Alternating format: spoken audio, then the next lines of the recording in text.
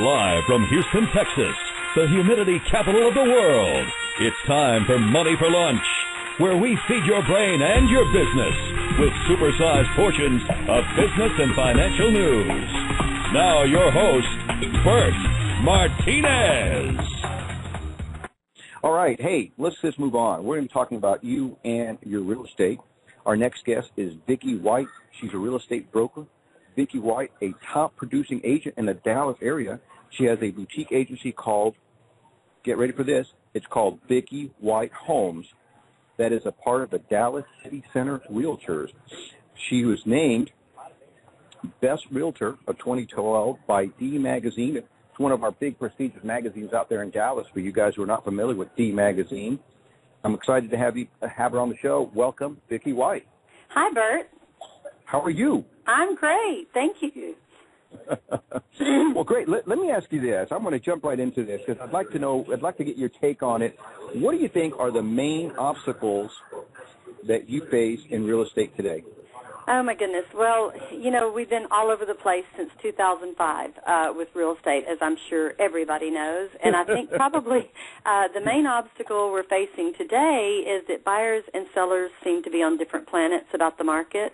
I think it really requires a very experienced and rational realtor to help them understand, because sellers right now are feeling like the market has rebounded and that they want a higher price for their house, and the buyers are still thinking, hey, it's a buyer's market, I want to steal, and it's kind of somewhere in the middle now, and those are daily hurdles we go through.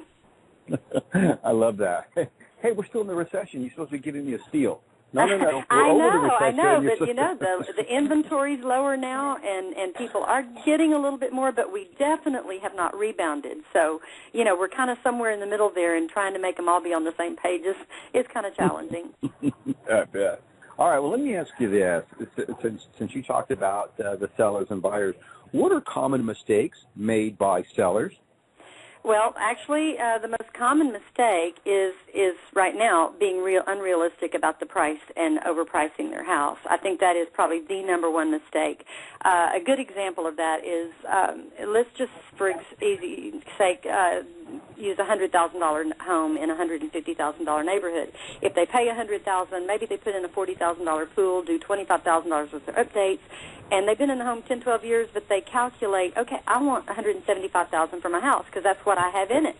Right. And they don't realize that that's irrelevant. You know, I mean, the buyers have an anticipation of houses being kept current and nice. I mean, fresh paint and fresh carpet is not going to add a lot of value to your house. And just being unrealistic and overpricing. I think if you price it correctly and listen to your agent, you're going to get a much quicker sale. You may have multiple offers. You may sell for more than the asking price. Right. Well, and I like what you're saying. I mean, you know, doing the bare minimum and expecting a maximum return is unreasonable. It's just not what happens in any business. No, and you don't get to live in your house for free. I mean, right. when you say, I want everything back that I've ever put into my house, well, that's not realistic. I mean, it won't, and even if you could, it probably wouldn't appraise if you priced it too high. Right. You know what, and I think everybody, you know, they hear about these phenomenal things that sometimes happen in real estate. You know, Vicki, I'm so glad you just coughed because I've been coughing too since I got to the airport. I hate that. Sorry. That's all right. But anyway, every now and then you hear that somebody did make a boatload of money on their property. You know, they were in it for 5 years, and you know they were able to get out. They were able to get out of that home in the right time, and I think time is a big factor. And they were able to pop some good profit. But I think for the most of us, if you're in your house for 3 to 5 years, the reality is you may not walk away with a profit. Oh, quite the contrary. I've had several clients take money to closing this year. I've had clients actually borrow money from their 401k to get out of a house. I mean, that's, 2005, 6, and 7, houses were selling at the highest point ever. And if you bought during that time, you're not going to make money. I used to flip houses before I was an agent, and I made a lot of money. But it's all about how you buy it. And right now, that's kind of a risky business.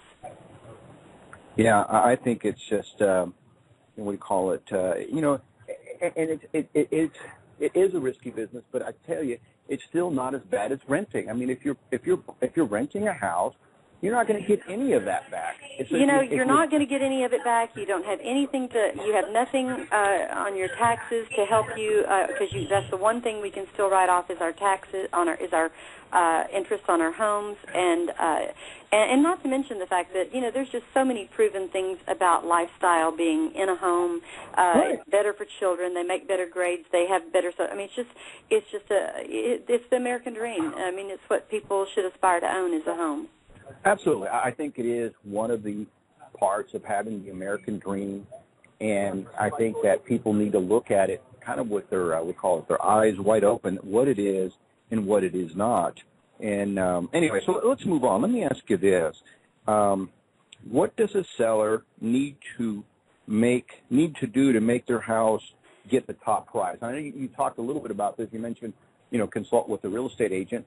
What else can they do to really get the top price? Well, that's really probably the most important question, and that is to treat your house no longer like a home. It is no longer your home. When you put your house on the market, you need to completely refer to it or think of it as a product on the market for sale. You need to get the whole family to buy into it, maybe make it a game for the kids, but it needs to be pristine. You need to lose all the personal things, all the personal pictures, all the trophies, anything that reflects you. You want your buyers to concentrate on the property and not your things. You need to edit. Go ahead and get a storage warehouse, start boxing up stuff, get the house cleaned out and pristine just like it was a model home. The drive up, your yard needs to be manicured. You need no strange odors. It just needs to be perfect because you do have competition. And I got a lot of sellers saying, but no, I've got to live in this house. But honestly, it's got to be a product. If you're going to sell it for the top price, staging has been the biggest buzzword around for the last 10 years, and staging really matters. Wow. Now, let me ask you this. When you say get rid of the personal stuff and personal pictures, and I can't remember last time I was in a model home. The only thing I remember last time I was in a model home is that they had no drapery. They let all the natural light in, if I remember correctly. Well, you know what? That is true. I mean, especially nowadays. I mean, the look of houses now are drapery, heavy fabrics, kind of like not as common and not as popular.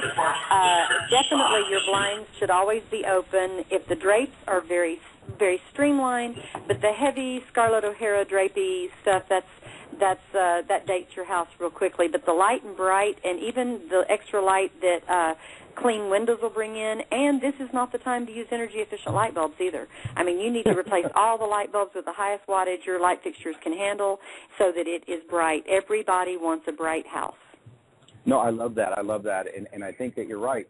People need to change that mindset and get into the marketing mindset, and that takes a little bit of a change because what you think it looks nice, or you're holding on to some antiques, or like you said, some personal pictures, that may not be something that somebody can use to sell your home. No, you need to go into it with a clean perspective. I mean, you need to walk into your house as if you were a buyer, and sometimes we start to overlook our own clutter. We don't see it anymore, but believe me, we do. When I go in for a photo shoot, I remove everything off the countertops in the kitchen.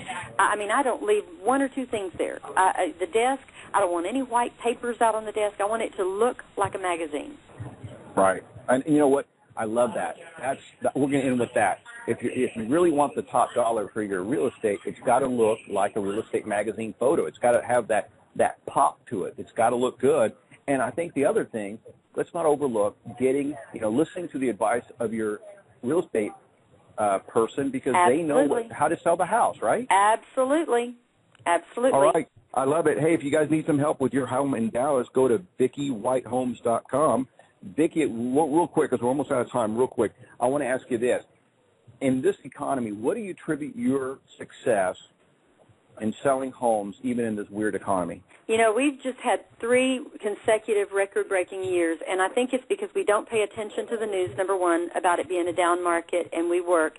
I kind of got a model for my business when I first started being an agent. I've held to it. I have a database of 500 people that I send something to every month. And once you've been a client, a lot of people never hear from their agent again once the house closes. My clients continue to hear from me monthly for the rest of their life, just so that I'll be on the top of their mind when they hear of somebody that needs a realtor. Love it. You know what? That's great advice, not only for real estate agents, but anybody in business. You bet. That's what it's all about. That's exactly what it's about. Vicki, it's been a great pleasure having you on. Well, thank you, talk to but you later. it's been great being here. Absolutely. Hey, guys, we're going to... Tune in Monday through Friday here on Money for Lunch and check out our website at moneyforlunch.com.